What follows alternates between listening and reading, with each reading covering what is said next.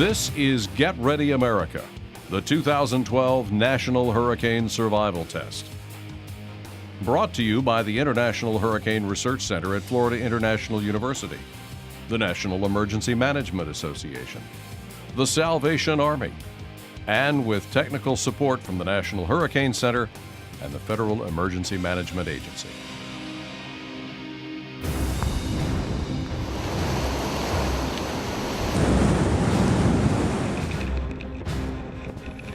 It begins again. The time every year when nature reveals her worst. Tornadoes, flooding, riptides, deadly winds. It's hurricane season, when the risk of catastrophic property loss, injury, and death are at their highest. This year marks the 20th anniversary of one of the most destructive storms ever to make landfall in North America, Hurricane Andrew. For the next 30 minutes, we'll look back on the devastation wrought by Andrew in 1992, the lessons learned since then, and what you need to know and do to stay safe in this mean season.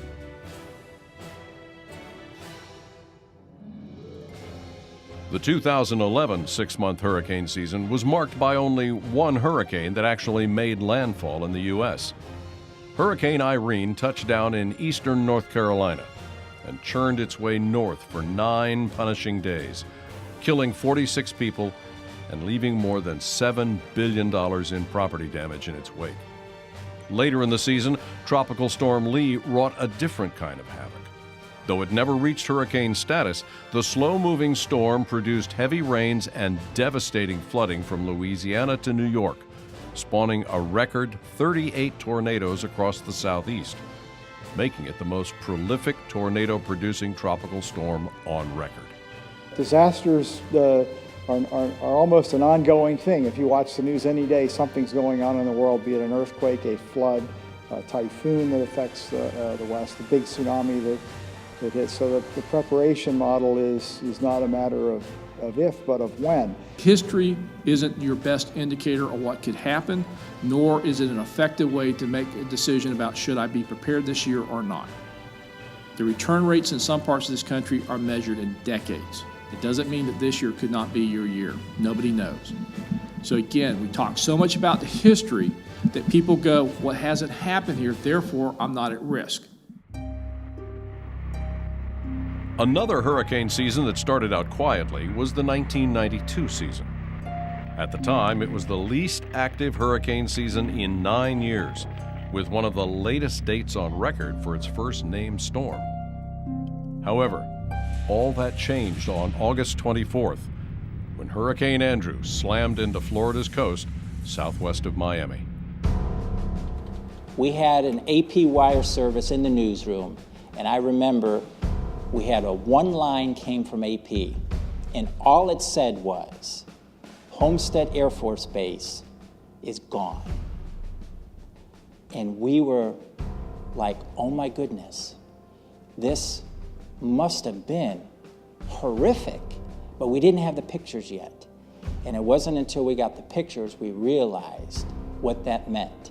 And I've heard it said since, what no foreign army or military force could do to our own military base right here in the United States, Andrew did.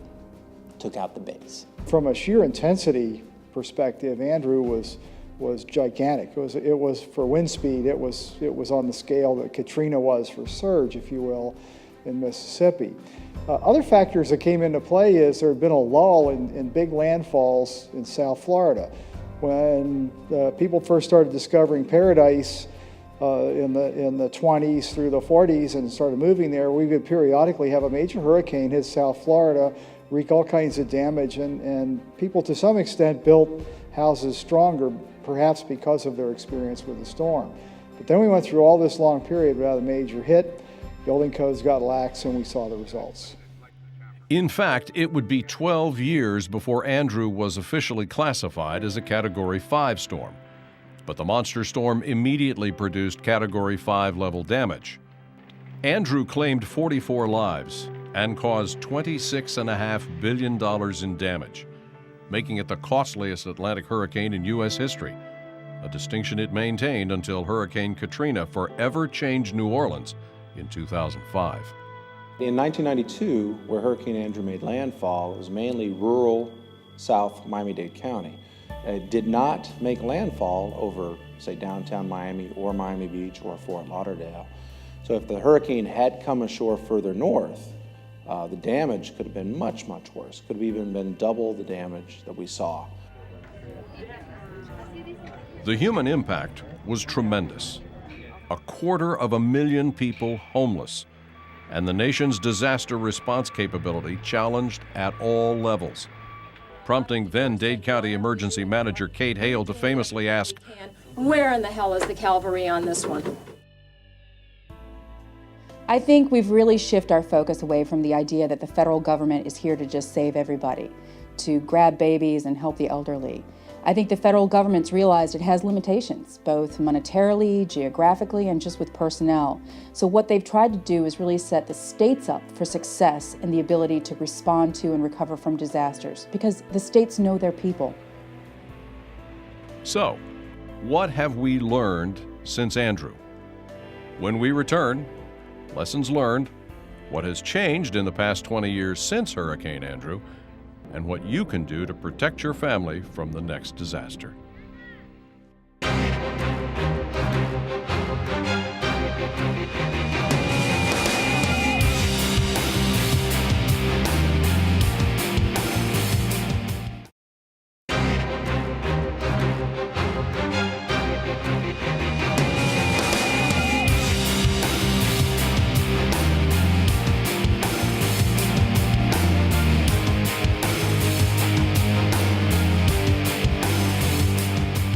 Much has changed in the 20 years since Hurricane Andrew.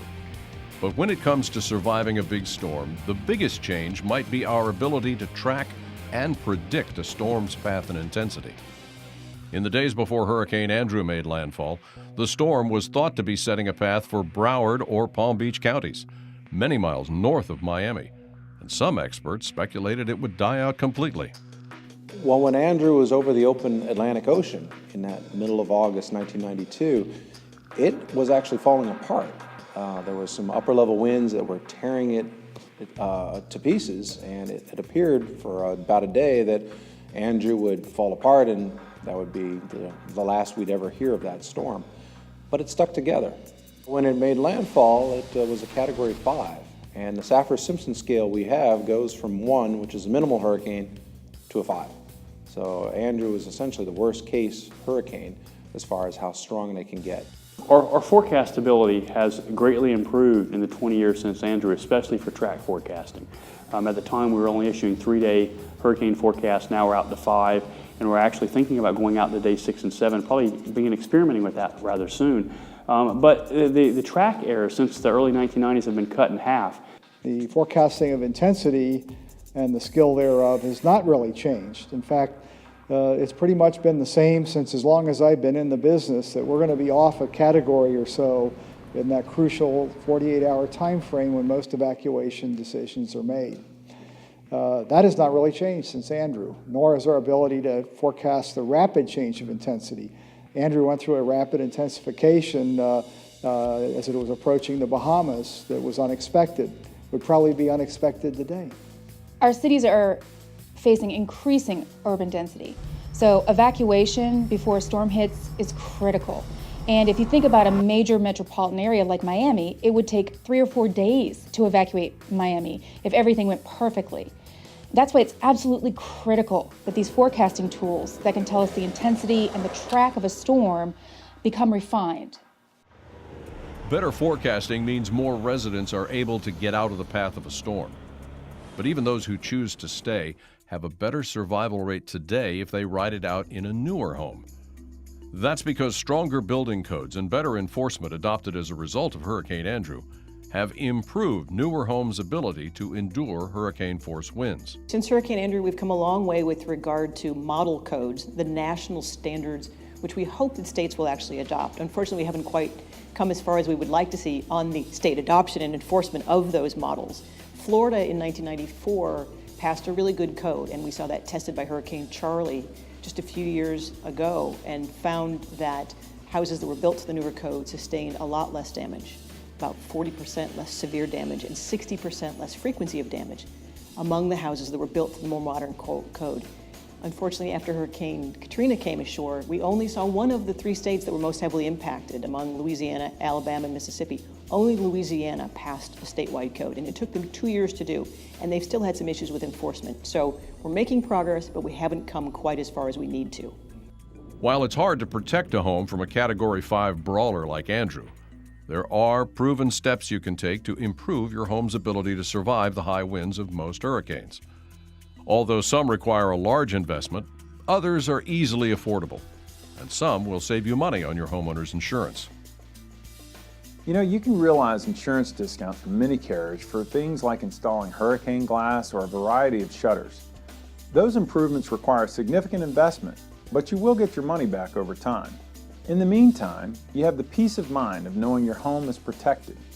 But even small investments like installing hurricane straps, clips, and anchor belts to keep your roof from blowing off in high winds can earn you an insurance discount. And while it won't cut your insurance bill, old tried and true methods like nailing or clipping plywood over your windows when a storm is bearing down can prevent significant damage. Among the biggest impact you can have with a small investment is installing a vertical brace on your garage door.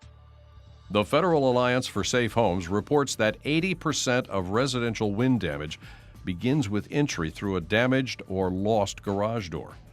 And FEMA, the Federal Emergency Management Agency, cited the loss of the garage door as one of 4 major factors in homes damaged by Hurricane Andrew. Garage doors are more dangerous than most people think because it's such a huge opening.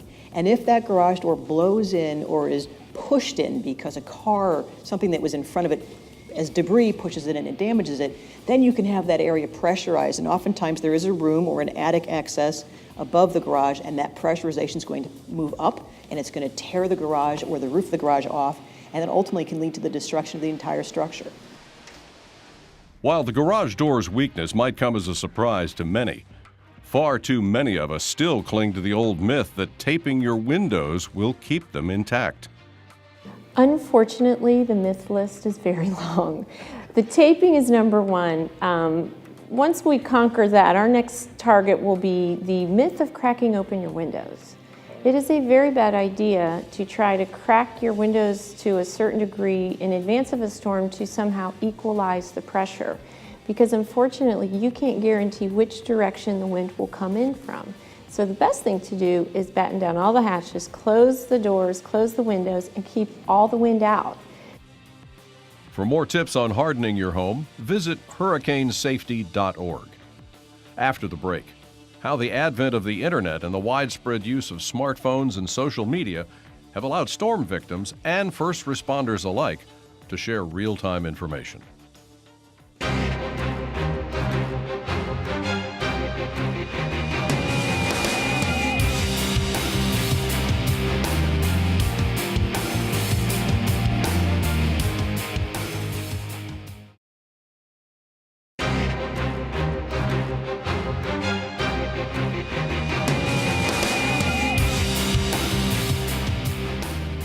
It's predicted 2/3 of Americans will have smartphones by 2015, up from 1/3 in 2011.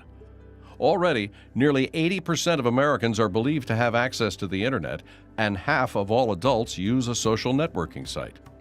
This connectivity has transformed every aspect of American life, but perhaps none more importantly than our ability to respond to a disaster.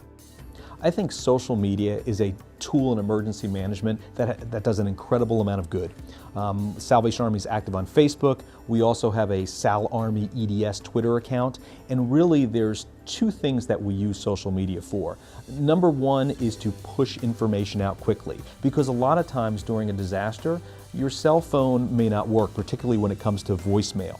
However, the data connection, whether it's texting or accessing things like Twitter or Facebook, will work. The other way that we use social media is to get feedback from you, the public, because sometimes it's tough for us to get information about what area is most affected. And so when we watch these Twitter feeds and lots of people are saying, we need help here, we need help there, that gives us a greater picture of what's going on the disaster site, where we need to concentrate our resources, and where people are most needing our assistance. At the Hurricane Center, I think it's been a great way for us to also get our message out. We actually created a Facebook page last year at the Hurricane Center. We got now 125,000 followers on our Facebook page. It was interesting last year during Irene to see our numbers increase. I don't think they liked Irene, but they at least liked the Hurricane Center so they could follow us. And we actually had over 68,000 new likes during that week, and the actual peak occurred on the day that we actually issued the hurricane warnings for the U.S. East Coast. Twitter, we do have a Twitter feed at the Hurricane Center now, and again, we've had a lot of followers. We tweet our advisory products. We issue a new forecast advisory. It actually tweets what the headline of that product is. And again, it's really, I think, a way for people to get the information, and it directs them into our website where they can get all the information about the hurricane straight from there. Increasingly, Americans say they will turn to social media to communicate in a disaster. According to a recent poll, 45% of Americans say they will rely on social media in the event of a natural disaster. And among younger Americans, aged 18 to 34, that number jumps to 63%. So how should you use technology and social media to help you in a disaster? For more on how to use social media to stay safe in a disaster, visit hurricanesafety.org. After the break, the top 5 things you can do to protect your property and keep your family safe from a natural disaster.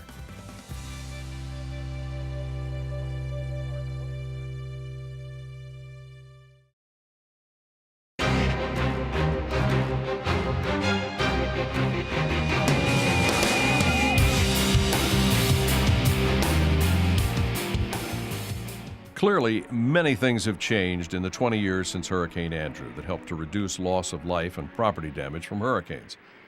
But one thing hasn't changed: people's belief that it won't happen to them. Areas that still need some work is human behavior. It's still getting us as residents living in hurricane-prone areas to actually now respond and do what they need to do what they have to do to be ready for the storm. We know the cancers of hurricanes are complacency and apathy when it comes to response. So we have all this great technology and all this information. We know the storm is coming, but now we need the residents to respond as they should before the storm hits. The right time to put together, or start to put together, a disaster kit for your family is right now. You don't have to go out and do it all at once. We know that that can be financially difficult for some families, but go out and start now. Make a list of those things you need and start acquiring them. Start getting together water and canned foods and medicines and your insurance papers and batteries and flashlights, all of those things. Start moving towards it so that you can get it in one place and ready to go as soon as possible. There is no time that you should wait to do that. You should start working on it now. Every family needs to be prepared for disaster. They need to have a plan about where they're going to go, how they're going to communicate with each other, and any kind of special things that they might need to take with them. Important documents like insurance, healthcare cards, a list of medications, anything that you think that you might need for a couple of days without support. We can't live without water. When we have a natural disaster like a hurricane, we should all have a good stockpile on hand, a gallon per person per household for each day we anticipate the need. So 7 to 10 days would be a minimum. The growth of the bottled water industry has certainly had a major role in disaster relief in the last 20 years.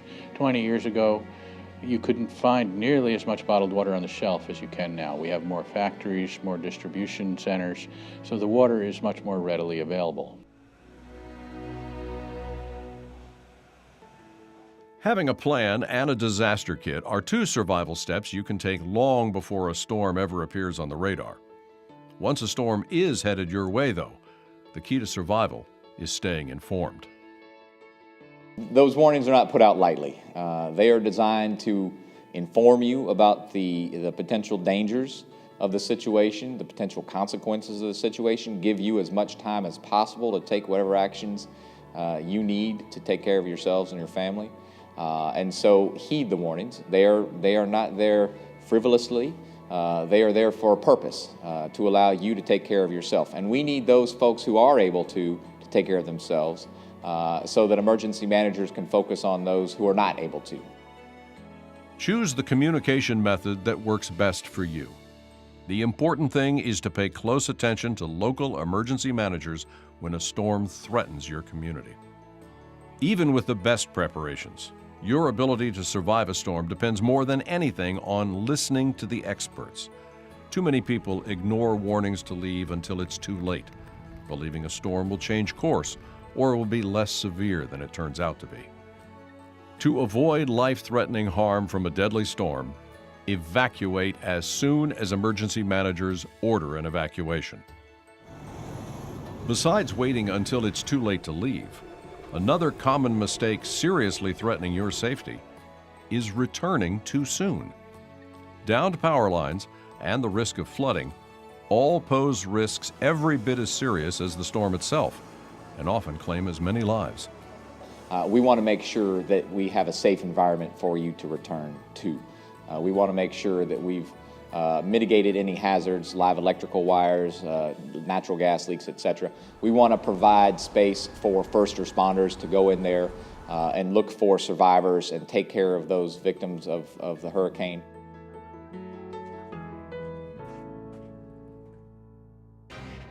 In the 20 years since Hurricane Andrew ravaged South Florida, a lot has changed, and your chances of surviving a big storm have dramatically improved. But now, just as then, much of the power to protect your family and reduce property damage is in your hands. Get ready, America.